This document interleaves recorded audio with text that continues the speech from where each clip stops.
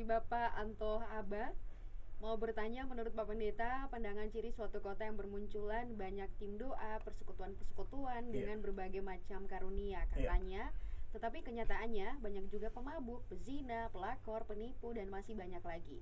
Padahal kota ini mayoritas percaya Kristus dan pelaku-pelaku kebanyakan para pelayan firman Tuhan. Mohon pencerahannya Bapak. Iya, ini Bapak siapa? Bapak Anto Aba.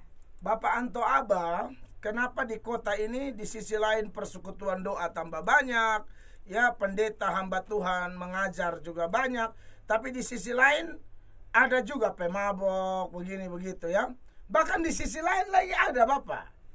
Mereka jalan dua-dua Bapak, belajar firman, pemahaman Alkitab, nanti duduk minum mabok, baru bilang Tuhan sudah tebus, ya kita sudah diselamatkan. Jadi itu ada sisi lain. Jadi sisinya banyak Pak, segitiga ya sama kaki. Nah saya lihat bahwa memang ini ada Pak. Dan kalau kita lihat ini ada, saya pikir ini adalah penggenapan dari sejumlah nubuatan Pak. Memang ini tidak bisa dihindari. Yesus sendiri pernah berkata bahwa ada dua jalan. Ya, kata dua jalan berarti memang ada dua grup. Ada jalan yang lebar, ada jalan yang sempit. Jalan yang lebar itu jalan menuju kebinasaan, seturut Matius 7 ayat 13. Sedangkan jalan yang sempit itu jalan-jalannya orang benar karena ikut Tuhan. Pikul salib, menderita karena taat Kristus. Lalu di dalam Wahyu misalnya ya. Wahyu pasal 22 ayatnya yang ke-11 kan ada nubuatan itu Pak.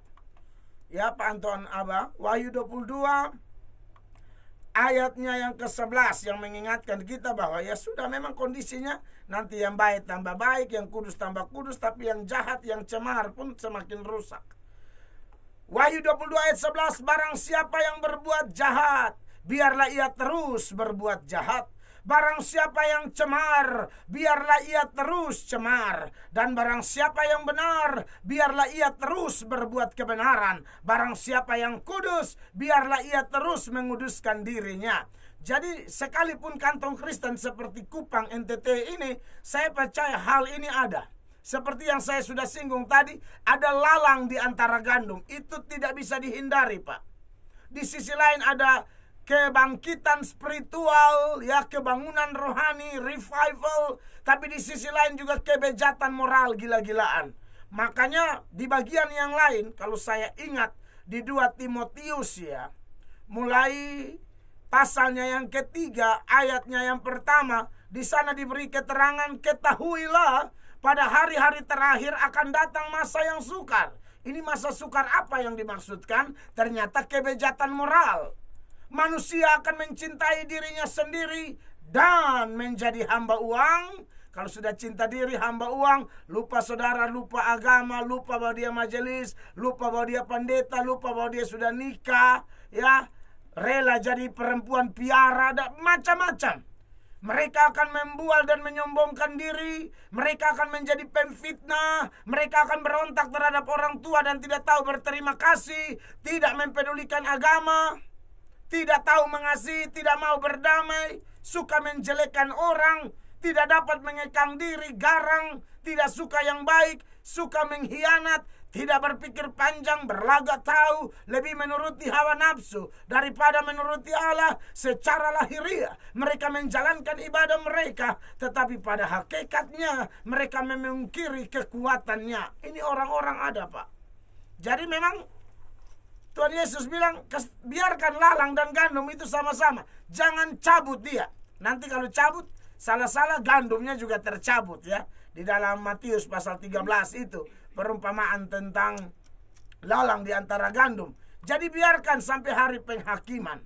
Tapi tentu kita mesti pikirkan bahwa faktanya di dalam Alkitab, ada orang-orang yang bisa diselamatkan. Sekalipun mereka punya hidup jahat luar biasa, tapi mereka bisa diselamatkan. Oleh karena itu, saya pikir bahwa kita juga tidak cepat-cepat menuduh orang yang dalam kebejatan moral lalu sudah pasti dia begitu terus. Bukan begitu maksudnya ya.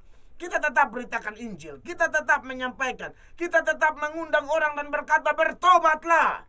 Bertobatlah sebelum engkau menemui ajalmu. bertobatlah.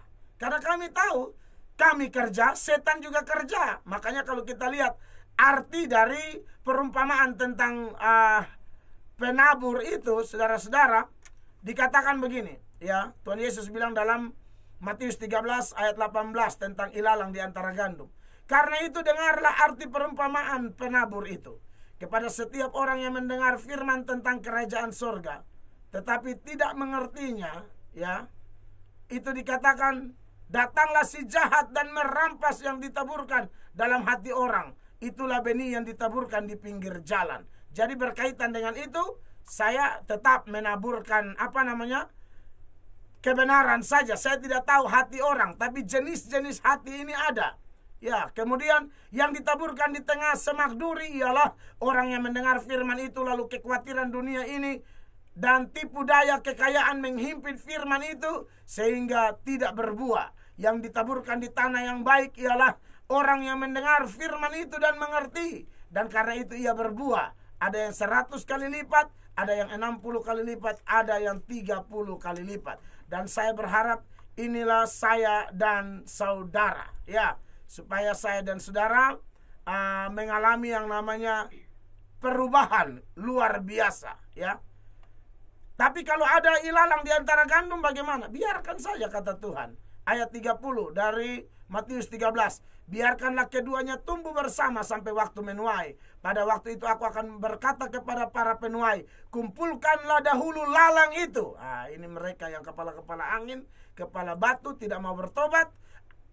Dan ikatlah berberkas-berkas untuk dibakar. Kemudian kumpulkanlah gandum itu ke dalam lumbungku. Bukan lumbung siapa-siapa, lumbungku, kata Tuhan. Itu bicara tentang ada bersama Tuhan dan itu pasti sorga, ya. Jadi biarkan saja, Pak, kita tetap memberitakan Injil sungguh-sungguh, mendoakan, ya. Kita juga tidak sibuk mengutuk kegelapan, tapi bawalah lilin-lilin kecil kita itu menerangi kegelapan tersebut. Mungkin ada 1-2 orang yang digelap itu yang Tuhan pilih dan Tuhan selamatkan. Ingat, Stefanus sebelum mati itu dia berdoa. Dan besok saya akan singgung itu. Saudara tahu, doanya tidak sia-sia. Dia minta Tuhan ampuni mereka yang ada di situ. Anda bilang ini doa dijawab, tidak? Saudara ingat, waktu Stefanus doa tuh Paulus ada di situ. Saudara ingat baik-baik itu. Paulus ada di situ. Dan saya yakin Tuhan dengar doa itu. Dan Tuhan tangkap Paulus. Jadi jangan menyerah. Saya biar 1 orang saya bertobat juga luar biasa. Tapi kalau 1 orang bertobat lalu jadi kayak Paulus, bukankah bawa dampak yang besar? Jadi saya tidak akan berhenti berdoa. Sekalipun ada ayat-ayat tadi bilang ada tambah jahat, ada tambah bejat, saya akan tetap melakukan penginjilan. Sungguh-sungguh, togor dosa sungguh-sungguh, beritakan kasih Kristus pun sungguh-sungguh. Karena kita tidak bisa hanya menegur lalu tidak beri solusi. Paketnya jelas, lu pun salah di sini, solusi ini. Mau atau tidak? Kalau mau, selamatlah. Tidak mau, nerakalah. Selesai. Kita lanjut.